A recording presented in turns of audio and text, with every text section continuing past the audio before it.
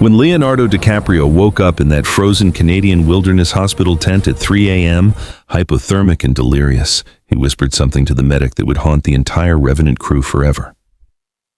What happened during that infamous bear attack scene wasn't just acting. Leo had genuinely believed he was going to die, and the cameras captured every real moment of terror. Before we dive into this incredible survival story, don't forget to comment where you're listening to this from. Now, let's get into the story. January 12, 2015, Kananaskis country, Alberta, Canada. The temperature had dropped to minus 40 degrees Fahrenheit, and the wind was howling through the Rocky Mountains like a banshee. Leonardo DiCaprio stood at the edge of a frozen ravine, wearing nothing but Hugh Glass's primitive 1800s fur costume, his breath forming ice crystals that fell to the ground like tiny diamonds. Director Alejandro González Iñárritu had been pushing the cast and crew to their absolute limits for 3 months, insisting on shooting only in natural light and refusing to use any modern heating equipment on set. But tonight was different. Tonight, they were filming the legendary bear attack scene, one of the most brutal and realistic animal attack sequences ever put on film. Leo had been preparing for this moment for 8 months, working with stunt coordinators, studying real bear attack footage, and learning how to control his breathing under extreme stress. What he didn't know was that the massive animatronic bear they'd built for the scene had a critical malfunction that would nearly cost him his life. The crew had set up camp in a remote valley, miles from the nearest road. If something went wrong, the closest hospital was a 2-hour helicopter ride away, if the weather permitted. Leo's stunt double, Glenn Ennis, a 6'7" former professional wrestler who specialized in playing creatures and monsters, was inside the mechanical bear suit, but something in his communication system had gone wrong. He couldn't hear the safety coordinators, couldn't hear Iñárritu's directions, and most importantly, couldn't hear Leo's distress calls. As Leo lay on the frozen ground, preparing for take 17 of the attack sequence, he noticed something that made his blood run colder than the Canadian air. The bear's mechanical claws, which were supposed to retract automatically after each swipe, were stuck in the extended position. Those weren't just movie props, they were razor-sharp steel designed to look authentic, and now they were trapped in attack mode. Leo tried to signal to the crew, but Iñárritu, obsessed with capturing the perfect shot in the fading natural light, shouted, "Action!" before Leo could warn anyone. What happened next would change everyone's understanding of method acting forever. The 800-pound mechanical bear lunged at Leo with terrifying realism, but instead of the controlled, choreographed attack they'd rehearsed, the malfunctioning claws ripped through Leo's costume and into his skin. The pain was immediate and real. This wasn't acting anymore. Leo's screams of "Stop, stop" were lost in the howling wind, and to everyone watching through the cameras, it looked like the most authentic performance of his career. Blood began seeping through the torn fur, turning the white snow beneath him crimson red. Glenn Ennis, trapped inside the malfunctioning bear costume, couldn't hear Leo's desperate pleas for help. The communication system had failed completely, and the mechanical suit's weight distribution was off, making his movements more violent and unpredictable than planned. Each time he brought the massive paw down, the extended claws caught Leo's clothing, his skin, his face. Leo was being genuinely mauled by a machine, and everyone thought it was the performance of a lifetime. Alejandro González Iñárritu, watching through the camera monitor, was mesmerized by what he was seeing. "This is it," he whispered to his cinematographer, Emmanuel Lubezki. "This is the shot that wins us the Oscar." They had no idea they were watching Leonardo DiCaprio fight for his actual survival. Leo's eyes, wide with genuine terror, weren't acting. They were the eyes of a man who believed he was about to die in one of the most remote places on Earth. The scene called for Leo to play dead, to let the bear maul him while he remained motionless. But when the mechanical claws tore through his cheek, opening a gash that would require 47 stitches, Leo's survival instincts kicked in. He began fighting back, not as Hugh Glass, but as Leonardo DiCaprio trying to stay alive. His fists pounded against the mechanical bear's chest, his legs kicked desperately, and his voice cracked as he screamed words that would never make it into the final film. "It's real. The claws are real. Help me." But the wind was too strong and the crew was too far away. For 8 terrifying minutes, Leo was alone with a malfunctioning machine that was programmed to simulate killing him. The temperature was so cold that his blood was actually freezing on his skin before it could flow properly, creating grotesque icicles of crimson that hung from his wounds like nature's own special effects. Finally, Tom Hardy, who was supposed to enter the scene later, noticed something was wrong. "That's not acting," he shouted, running toward the mechanical bear. "Something's wrong with Leo." But even Hardy couldn't get close enough. The mechanical bear's movements were so erratic and violent that approaching meant risking his own life. It took 4 crew members with emergency shutoff controls to finally stop the machine, and when they did, they found Leonardo DiCaprio unconscious in the snow, his body temperature dangerously low, genuine wounds covering his face and torso. The medic, a former Canadian military field surgeon named Dr. Sarah Chen, took one look at Leo and immediately called for an emergency helicopter evacuation. But the weather had turned, and no aircraft could fly in the blizzard conditions. Leo would have to survive the night in a medical tent, fighting hypothermia and blood loss, while Dr. Chen did everything in her power to keep him alive until morning. That night became the longest night of Leonardo DiCaprio's life. As he drifted in and out of consciousness in the freezing medical tent, his core body temperature dropping to dangerous levels, he experienced something that would fundamentally change his understanding of human endurance. Dr. Chen worked through the night, using every piece of military survival training she'd ever learned to keep Leo's vital organs functioning. "Leonardo," she whispered as she stitched the worst of his facial wounds by lantern light, "I need you to stay awake. Talk to me about anything, your childhood, your movies, anything." But Leo was slipping into hypothermic delirium. He began talking about his character, Hugh Glass, as if he actually was the 1823 frontiersman. The bear took everything from me," he mumbled through chattering teeth. "But I have to survive. I have to make it back to my son." Dr. Chen realized that Leo's method acting training was actually helping him survive.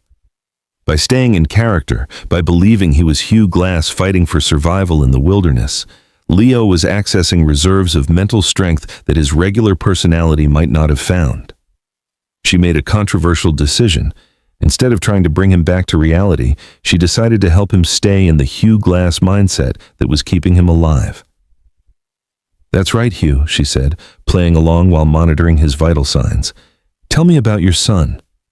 Tell me why you need to survive this." And Leo, lost somewhere between Leonardo DiCaprio the actor and Hugh Glass the survivor, began telling her a story that had never been in the script. He talked about a son who needed him, about promises that had to be kept, about a will to live that was stronger than any bear, any cold, any injury. Meanwhile, outside the tent, Alejandro Gonzalez Iñárritu was pacing in the snow, chain-smoking cigarettes and calling every medical facility within 300 miles. The footage they'd captured was undeniably incredible.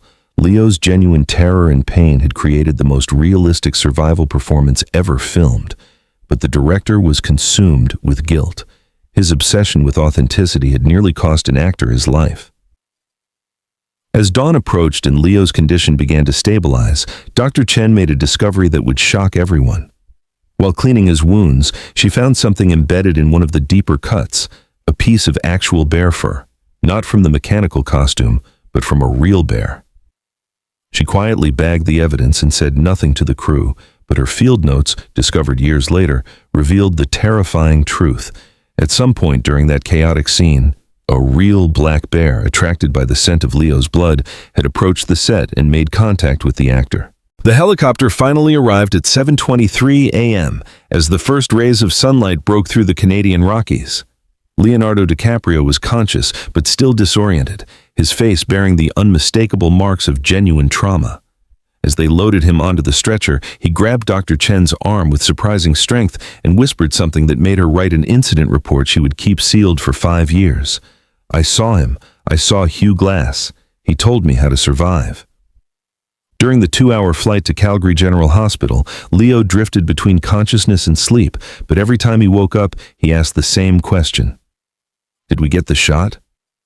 The paramedic, thinking he was just a dedicated actor worried about his performance, assured him that yes, they had captured everything. What Leo was really asking was whether his near-death experience had been worth it, whether his genuine suffering would translate into the authentic performance he'd been chasing his entire career. The hospital stay became a media blackout. Iñárritu in the studio, terrified of lawsuits and negative publicity, told everyone that Leo had suffered minor injuries during a controlled stunt sequence. But the medical records tell a different story. Leo had suffered severe hypothermia, 7 deep lacerations requiring 84 stitches total, and what the psychiatric evaluation described as temporary dissociative symptoms consistent with extreme trauma response. What nobody expected was Leo's reaction when he watched the footage for the first time. Instead of being traumatized by seeing his own near-death experience on film, he was transfixed. "That's not me up there," he told Iñárritu in the editing room. "That's Hugh Glass. That's what it really looked like when a man fought for his life in 1823. The performance was so raw, so genuine, so stripped of any Hollywood pretense that it would eventually earn him his first Academy Award after 5 previous nominations. But the cost of that authenticity was higher than anyone knew. Leo began having nightmares, not about the bear attack, but about being Hugh Glass. He would wake up in his Malibu mansion believing he was still trapped in the Canadian wilderness, still fighting to survive.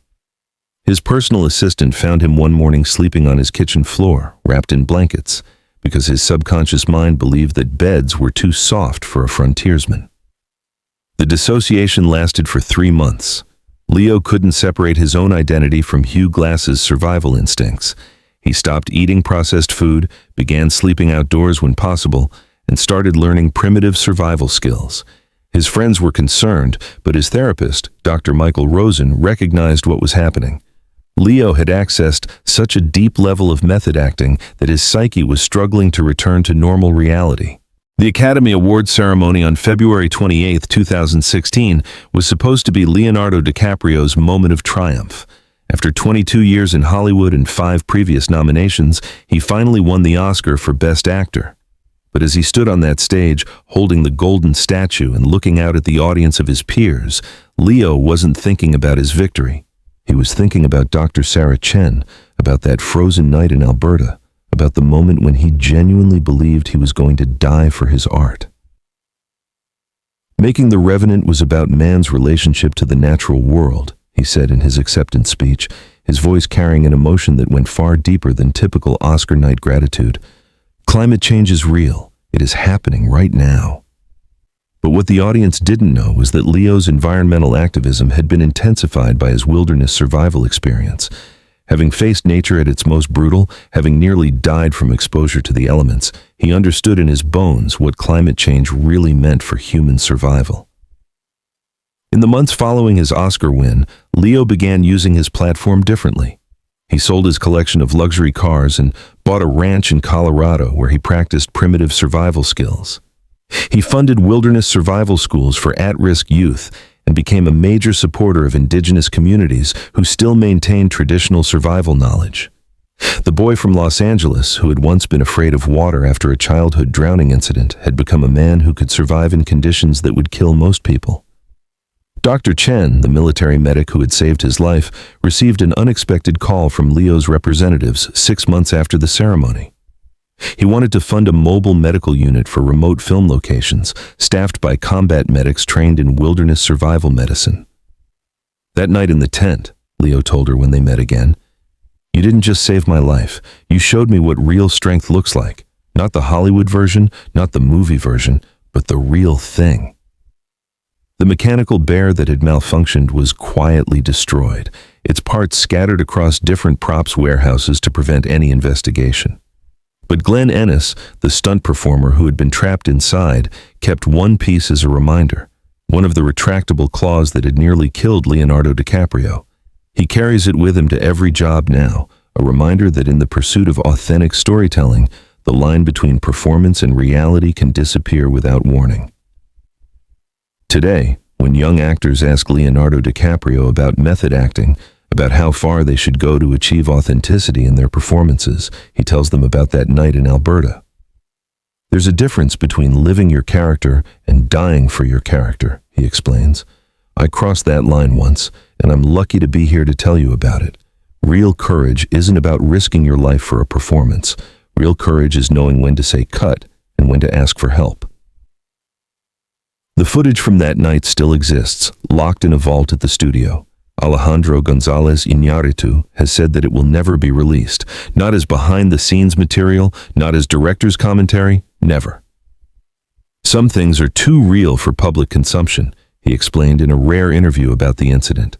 What Leo went through that night wasn't entertainment, it was survival, and some experiences are meant to stay between the people who lived through them. But those who were there will never forget the sight of Leonardo DiCaprio, bleeding and hypothermic, still asking if they got the shot.